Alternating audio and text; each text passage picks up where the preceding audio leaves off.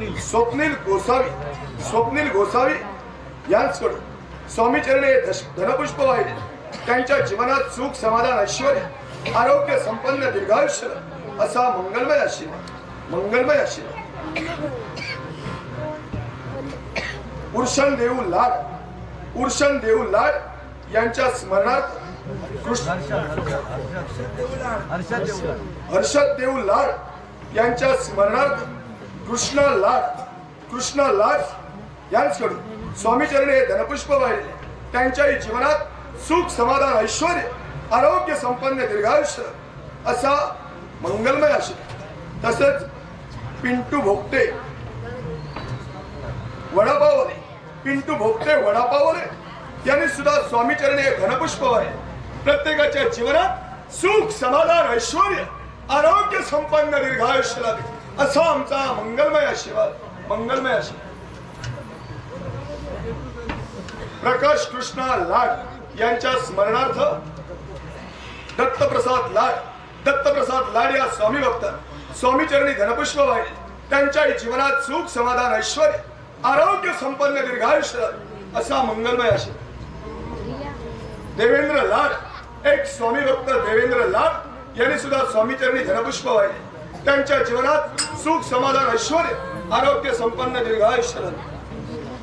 तसेच संजय लाड स्वामी भक्त संजय लाड यांनी सुद्धा स्वामी चरणी धनपुष्प वाहिले. त्यांच्या जीवनात सुख समाधान ऐश्वर आरोग्य संपन्न दीर्घायुष्य लाभे असा मंगलमय आशीर्वाद. स्वप्नील गोसावी यांनी स्वामी भक्तांना स्वामी चरणी धनपुष्प वाहिले. त्यांच्या जीवनात सुख समाधान ऐश्वर आरोग्य संपन्न दीर्घायुष्य लाभे मंगलमय आशीर्वाद. शिवाजी चव्हाण राहणार नवीन कुर्ली याही स्वामी भक्तांना स्वामी चरणी धनपुष्प वाहिले. त्यांच्या जीवनात सुख समाधान ऐश्वर आरोग्य संपन्न दीर्घायुष्य लाभे असा मंगलमय आशीर्वाद. मंडळाचे अध्यक्ष माननीय अशोक लाड याही स्वामी भक्त स्वामी चरणी धनपुष्प वाहिले. त्यांच्याही जीवनात सुख समाधान ऐश्वर आरोग्य संपन्न दीर्घायुष्य लाभेल असा मंगलमय आशीर्वाद. शिवहर शंकर नमामि शंकर शिव शंकर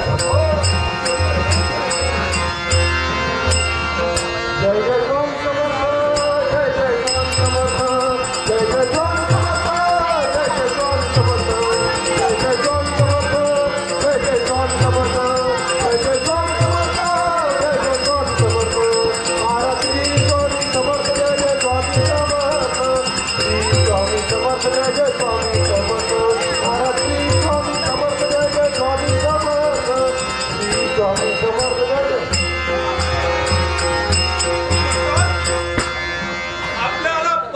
मनूर गावी जायचंय पण पाहिलात ही नदी दुथडी भरून वाहत आहे आणि ही नदी पार करून आपल्याला पहिल्या तरी जायचंय.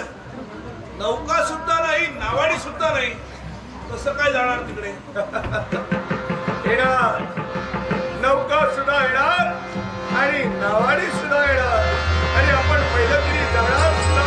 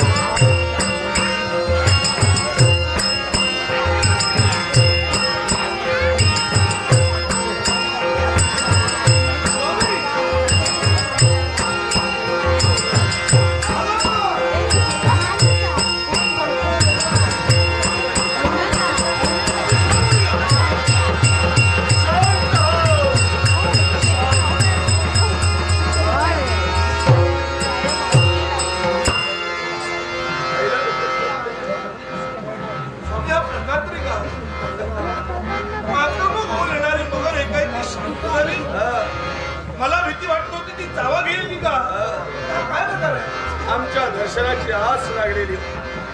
आमचं दर्शन मिळाल्यानंतर ही शांत झाली. इथंच कुठेतरी होती का? आता कोणाला त्रास देणार हे बघ. कोणालाही त्रास देऊ नको आणि परत असं करू नको. इथंच राहू नको. दूर जा दूर जा.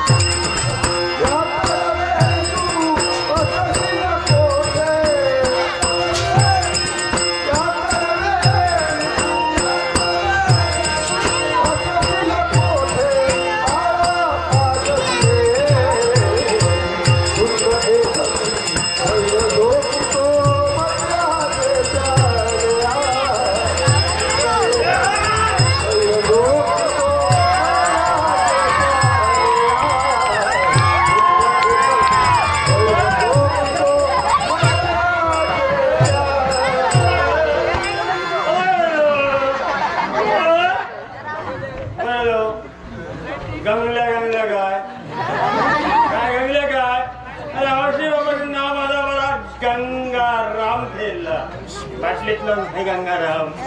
हा गंगाराम नावाची बाटली आणून टाकल्याने मेल्याने सगळ्यांनी गंगलो गंगलो गंगलो करून. पण या कसा ह्या पोरांनी किती जरी गंगलो तर त्यांची माया म्हणतात. खय पडलेलं घालून उचलून घराकडे नेऊन सोडत चालले. कधी भांगर सोडूचे नाही. सिद्ध्या अरे झाली तयारी झाली सगळी. तू कधी सांगलं पुरा लावला विचारला का तुला चालू असा आम्ही तयार करतो पुढे. अरे आता कितक्या झाली सगळा संसारीत जावं ऐकलं. आचारी आचारी गंगाराम आचारी म्हणतात मागा. आता तुमका गंमत सांगतो. आज ना मोठे मोठे नाव येतो स्वामी स्वामी. होय बामण काय खरं नाही बघितलं खोटा सगळा. तुमका म्हणा नव्हते बघा त्यांची आज गंमत करतो. ते येतले जो मला मुद्दाम बरा मासाचा करून ठेवले चमचमीत घमघमीत. बामण असते खाऊचे ना खाल्याने इतरे बामण असले त्यांची गंमत करते बघा. येतले ठेवते जय जय स्वामी समर्थ जय जय स्वामी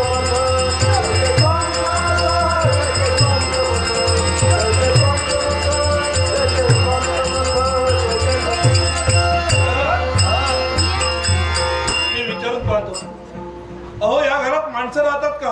नाही जनावरांका बांधतो. आवाज येत नाही घरात. जनावर बांधतो घराला.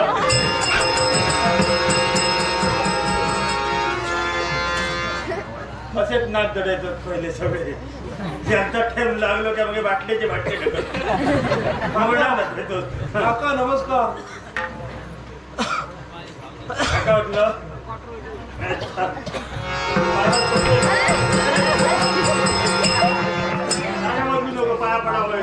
पाया पडा तुम्ही पडू नका. स्वामींना नमस्कार.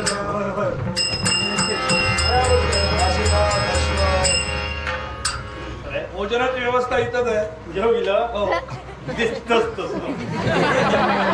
माझ्याकडे वासरत धावतो सगळे. जेवणाची सगळी तयारी केलेली आहे. केला मी स्वतः आचारी. जमलं तुम्हाला? काहींच अरे कितक्या जाऊन माझ्याकडे जेव घेतो अतिक चव माझ्या लय भाग्य चला. आपण होय बाबा मला तरी मागायचं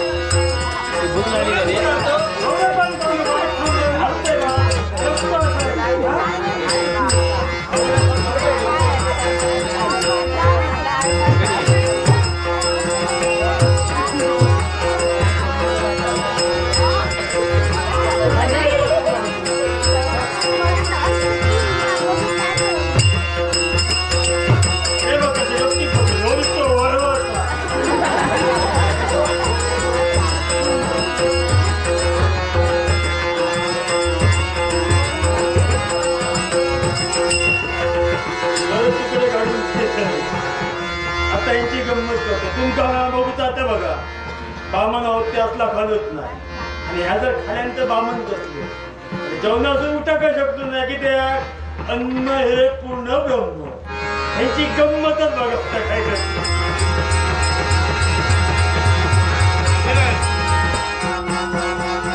कळून आणलं कळलं आणलं ना स्वामी रस घालू हे मांस आहे अरे हो.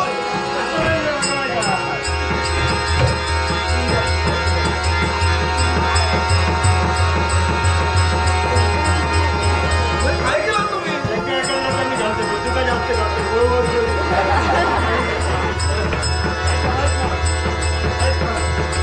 स्वामी मांस आपण म्हणा शिव हर शंकर नमामि शंकर शिव शंकर ह्याच्यात तापते जास्त गावाचा ना हो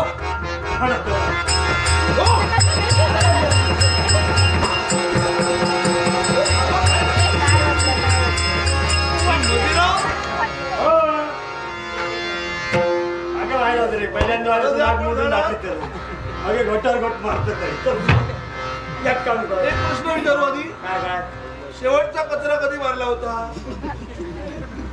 आमचा काय होता तुका थारो जाय ना जेवण ना घेऊन नुसतं वाढरे करून लागलो म्हटलं तर सर ह्याच्यात भागवून घे आपण घरात या उठल्यावर काय सगळंच कचरं काढतोय आता बघा एक सांग तुम्ही बाबन ना बाबन जेव्हा बसले का सुरू बनतो सुरुवात कर वदनी गवळ घेता नाम घ्या श्री हरीचे सहज हवन होते नाम घेता पुकारते जीवन करी विश्वास अन्न हे पूर्ण ब्रह्म उदर भरण डोळे जाणीते यज्ञ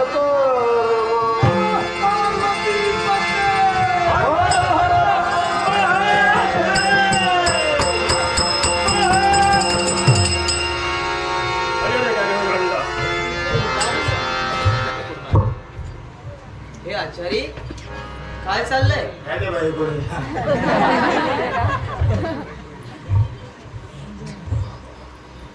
मी तुला विचारते हे काय चाललंय जे तो पंगत कुठली आहे आणि ती बामणांची प्रत्येक वाळ्यांची अरे वेड्या, हा.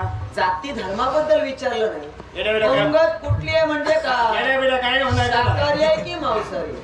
तुका वाईट किती दिसला? पंगत शाकाहारी आहे की मांसाहारी आहे? हा, त्यांका दबावाचा वाढलेला असेल. चुकीचं आहे. त्यांका मांस वाढलं तर जैतले. अरे पंगत बसली ती शाकाहारी पंगत आहे. हा, ह्याला कारण आवडत नाही हो इथं असं. मांसाहार खाणाऱ्यांना कुणीही नाहीये. कारण स्वामी आणि स्वामी भक्त इथं उपस्थित आहेत. आज सारे स्वामी भक्त भोजन ग्रहण करण्यासाठी आले असता तू त्यांच्या समोर मांसाहार वाढीलास. ह्या तंतन तावगीत ना ह्याका बोलवून नाही नंतर सांगायचं का इलोज होता आजभर घेऊन जा खूप हे असता. तू मला अन्न घालणारा कोण? म्हणजे साक्षात अन्नपूर्णा देवी नेत्रासमोर उभी आहे. चुप. अरे तू मदिरेच्या अधीन झालाय म्हणून इथे उपस्थित असणारे स्वामी भक्त हे मदिरा पिऊन नाहीये. ते शिकण्या- हे सारे स्वामी भक्त स्वामीमय होऊन भोजन ग्रहण करण्यासाठी बसले. आता तुला शिकण्या घालून कोण खूप जाऊन फिरतो तुला सवय आहे. हा? आमच्याकडे शिकण्या असलेच दिसतो सगळे हा? आता अरे तो- आपण आता कोणत्या भांडणाने मी देऊन सांगली नाही झाला आम्ही प्रथमच म्हटलंय हे तू बोलत नाही. मी बोललोय ही तुझ्यातील मदिरा मी बोलते. गंगाराम अरे बोललोय तू मला ओळखलं नाहीस तर या साऱ्या स्वामी भक्तांनी मला ओळखलंय. आणि म्हणून बोलू आपला तू माझ्यासाठी अपशब्द काढलास ना तरी मी मला वाईट वाटून घेतणार नाही. कारण मी तुझ्यासाठी आले नाही तर मी या साऱ्यांसाठी आले. कारण या साऱ्यांचा तू अपमान करतोयस. आज शाकाहारी भोजनात तू मांसाहार वाढीलास. प्रत्येकाच्या पाण्यात तू मदिरा वाढीलीस. आणि म्हणूनच तू त्यांची सत्व परीक्षा पाहतोस. अरे खरा भाग्यवंत तर तू होतास. कारण या जगाचा परब्रह्म म्हणजे साक्षात स्वामी समर्थ तुझ्या द्वारी भोजन ग्रहण करण्यासाठी आले आणि तू त्यांची सत्व परीक्षा पाहतोयस. पण या सत्व परीक्षेत ते सारे उत्तराही ठरणार आहेत. मला मला मला एक सांग तू म्हणतोय देई असं अन्नपूर्णा हा हे जे बसले ते ब्राह्मण असो आता ह्यांका मांसाहार मी वाढले का ना आता मग काय सांग हे जेतले काय नाही जेतले जेवढा कसले ब्राह्मण मास खातोय तर ब्राह्मण बसले कोण म्हणते ते मांसाहार भक्षण करणार? मग ते म्हणतात जेतले अरे हे युग आहे ते कलियुग आहे. यात तुझा दोष नाही. कारण चमत्काराशिवाय नमस्कार कोणी करणार नाही. आणि म्हणूनच आज पुन्हा एकदा परत निरखून पहा. प्रत्येकाच्या ताटात तू मांसाहार वाढीलास ते काय वाढलं दिसतोय ना? मग त्याच मांसाहाराचं फलाला रूपांतरी अन्नपूर्णा देवी करते. पुन्हा एकदा पहा. हे पहा. जय जय स्वामी समर्थ जय जय स्वामी समर्थ जय जय स्वामी समर्थ जय जय स्वामी समर्थ जय जय स्वामी समर्थ जय जय स्वामी समर्थ श्री स्वामी समर्थ जय जय स्वामी समर्थ श्री स्वामी समर्थ जय जय स्वामी समर्थ श्री स्वामी समर्थ जय जय स्वामी समर्थ श्री स्वामी समर्थ जय जय स्वामी समर्थ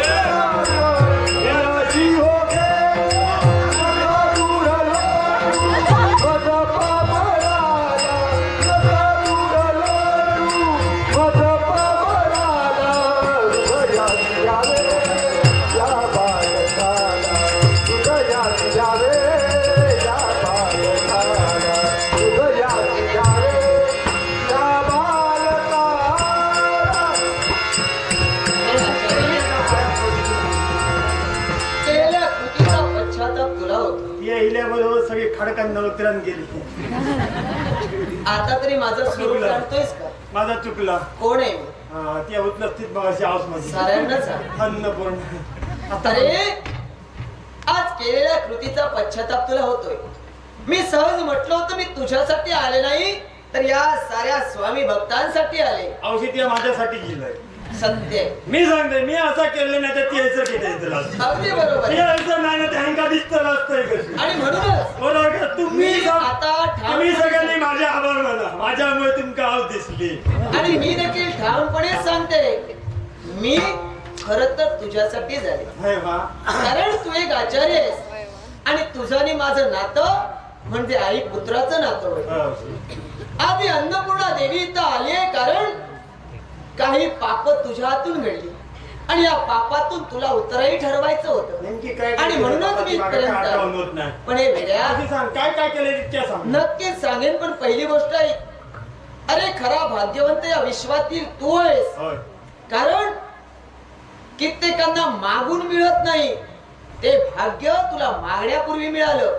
आणि ते भाग्य म्हणजे काय? अरे अशक्य ही गोष्ट शक्य करण्यासाठी समर्थ असणारे या विश्वाचं आराध्य म्हणजे साक्षात स्वामी समर्थ तुझ्या द्वारी भोजन ग्रहण करण्यासाठी आले. चुकला येताना एकटे झाले नाही तर प्रत्येक स्वामी भक्त त्यांच्यासोबत भक्ती भावाने इथं भोजन ग्रहण करण्यासाठी आले.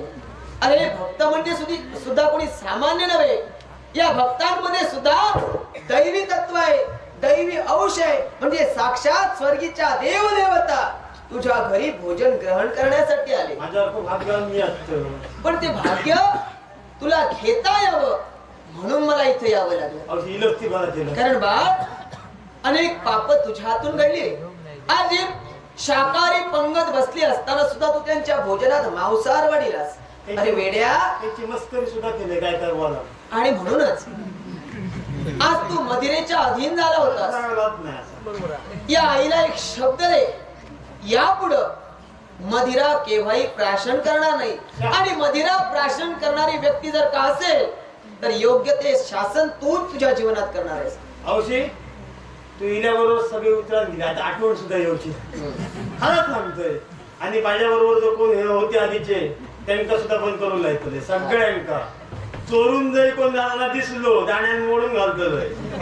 हा सांगा देतो बघलास माझा चुकला आवाज दिसली माका तुमचा चुकला ना आवाज दाखव की नाही काय दांडू बिडू मारतली पाठसून ऐकला ओगीत नको त्या हंगडीत पडू नका आजपासून तुम्ही माझ्या बरोबर सुधरा सांगते सगळ्यांना. बाळ अरे जीवनात कित्येक पाप तू केली आहेस.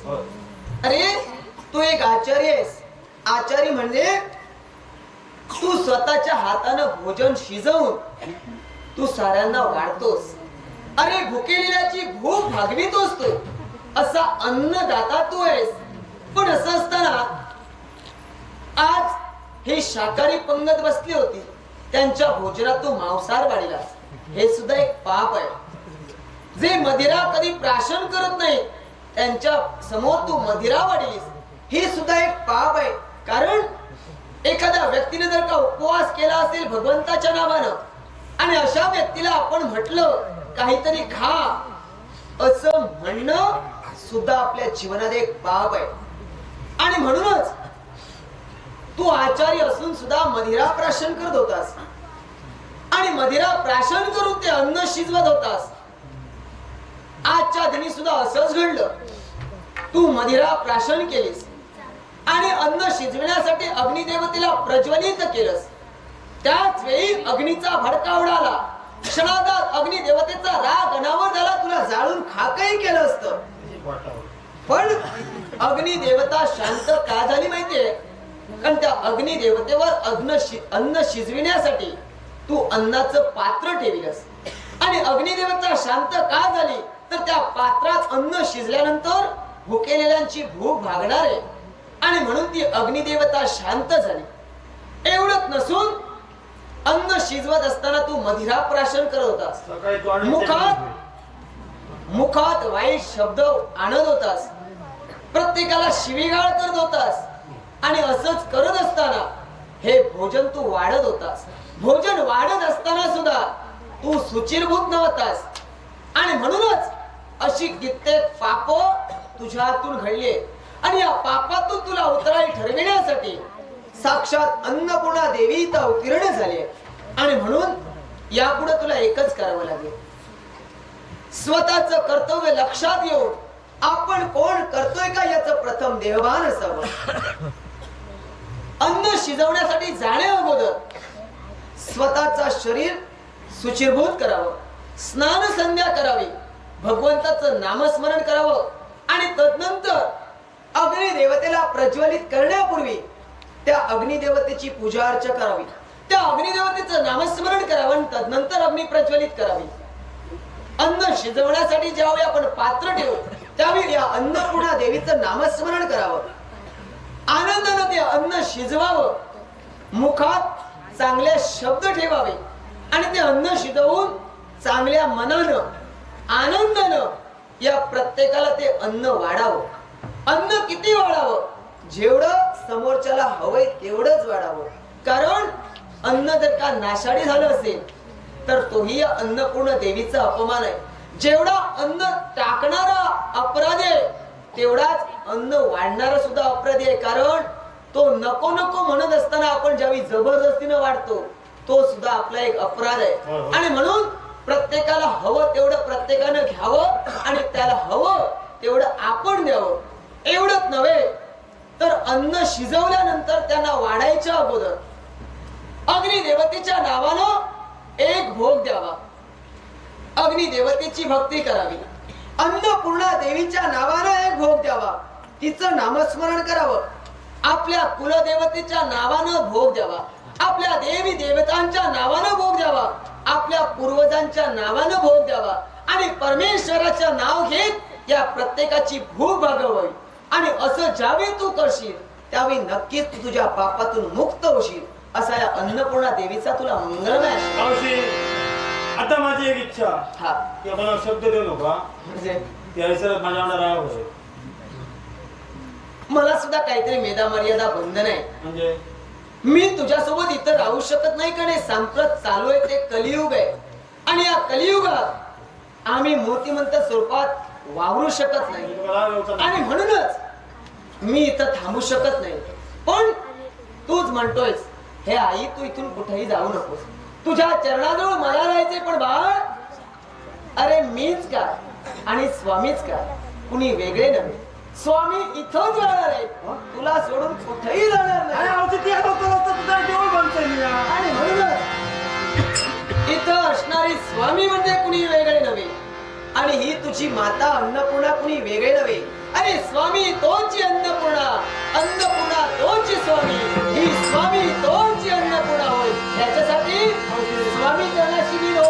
जय जय स्वामी समर्थ, जय जय स्वामी समर्थ, जय जय स्वामी समर्थ, जय जय स्वामी समर्थ, जय जय स्वामी समर्थ, जय जय स्वामी समर्थ, जय जय स्वामी समर्थ, जय जय स्वामी समर्थ, श्री स्वामी समर्थ, जय जय स्वामी समर्थ, श्री स्वामी समर्थ. मला हा जन्म नाही पुन्हा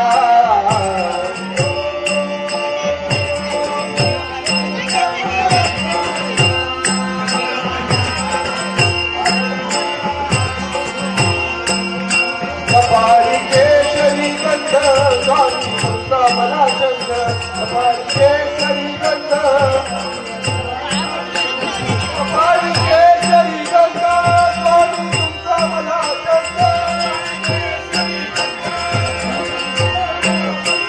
कपाळी केशरी गंध स्वामी तुमचा मला चंद. हरि ओम स्वामी समर्थ. म्हणा हा जन्म नाही पुन्हा.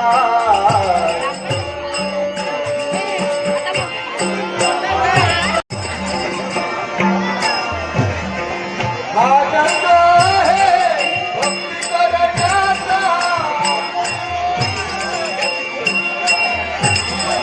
हा जन्म आहे भक्ती करण्याचा, हा जन्म नाही पुन्हा, हा जन्म नाही.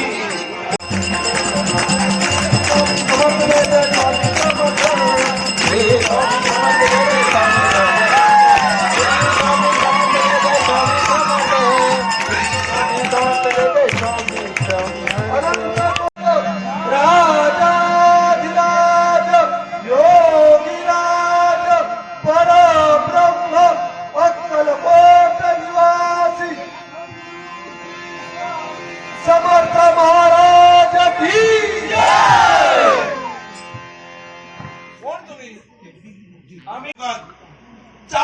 अक्षरांचा राक्षस थैमान घालत होता.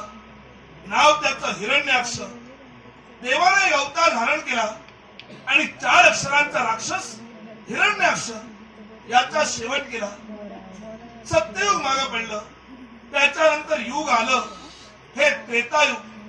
या त्रेतायुगात राक्षसाचं नाव एका अक्षरानं कमी झालं आणि 3 अक्षरांचा राक्षस त्रेतायुगात थैमान घालू लागला. नाव त्याचं रावण. देवानं आणखी एक अवतार धारण केला. रावणाचा सुद्धा शेवट केला. त्रेतायुग संपलं. त्याच्यानंतर युग आलं, ते द्वापारयुग. या द्वापारयुगात राक्षसाचं नाव आणखी एका अक्षरानं कमी झालं आणि 2 अक्षरांचा राक्षस या द्वापारयुगात थैमान घालू लागला. सांगा काय त्या राक्षसाचं नाव? सांगा सांगा आपण सुद्धा सांगा सांगा. अगदी बरोबर आहे. तो 2 अक्षरांचा राक्षस जो द्वापारयुगात थैमान घालत होता, नाव त्याचं कंस. देवानं आणखी एक अवतार धारण केला आणि कंसाचाही शेवट केला. 3 युग संपली आणि आता जे युग चालू आहे हे 4थं युग म्हणजे कलियुग. या कलियुगात राक्षसाचं नाव आणखी एका अक्षरानं कमी झालं आणि एका अक्षराचा राक्षस या कलियुगात थैमान घालत आहे. तो राक्षस म्हणजे कोण? मी. मी म्हणजे अहंकार. मी म्हणजे गर्व. मी सर्वश्रेष्ठ आहे हा अभिमान तो प्रत्येकाला असायला हवाय. पण मी त्याच्यापेक्षा श्रेष्ठ आहे असं म्हणणं म्हणजे अहंकार. आणि हा अहंकार कुणाच्याही ठाई असता नाही. सारेजण उपवास करतात आणि अन्नाचा त्याग करतात. देवाच्या नावानं उपवास करणं, अन्नाचा त्याग करणं हे शरीरासाठी चांगलंच आहे. पण त्याच्याबरोबर उपवास जर करायचा असेल म्हणजे त्याग जर करायचा असेल तर आपल्या अंगी असलेल्या अहंकाराचा त्याग करा. आपल्या अंगी असलेल्या वाईट गोष्टींचा त्याग करा. रक्ताचं पाणी करून माणूस धन कमवण्यासाठी जीवाचा आटापिटा करतो. पण मला सांगा, या धनाचा उपयोग कोणाला झालाय? नाही देवांना झाला, नाही दानवांना झाला. आपण तर माणसं आहोत. आपल्याला काय होणार आहे? उदाहरण जर द्यायचं झालं तर लंकाधीश रावण याची लंका सोन्याची होती आणि जगाचा परब्रह्म देवकीनंदन गोपाल कृष्ण याची द्वारका सोन्याची होती. पण शेवटी झालं काय? लंकेचे कोळसे झाले आणि द्वारका पाण्यात बुडून गेली. म्हणजेच धनाचा उपयोग नाही रावणाला झाला, नाही देवसून गोपाल कृष्णाला झाला. मग आपल्याला काय होणार आहे? म्हणून धनाच्या मागे न लागता हे मी केलं, ते मी केलं, सर्व काही मी केलं म्हणत बसण्यापेक्षा प्रत्येकानं स्वामीमय व्हा. स्वामी तुम्हा सर्वांचं कल्याणच करतील, कल्याणच करतील, कल्याणच करतील. स्वामी कृपा कधी करणार? स्वामी कृपा कधी करणार? स्वामी कृपा कधी करणार? तव चरणाचे दर्शन आम्हा, तव चरणाचे दर्शन आम्हा मला कधी घडणार? स्वामी कृपा कधी करणार?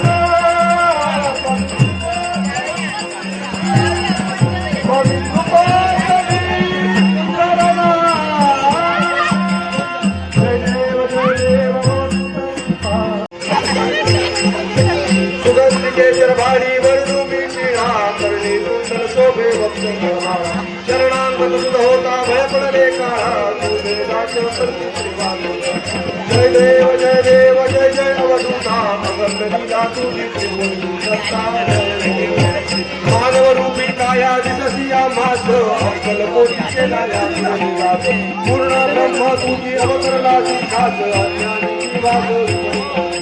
जय देव जय देव जय जय अवधूता अगंत लीला तुझी त्रिभुवन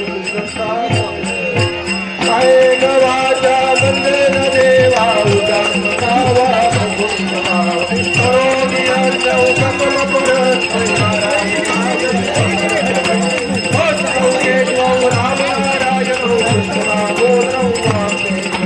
श्री गरौ माधव गोविंद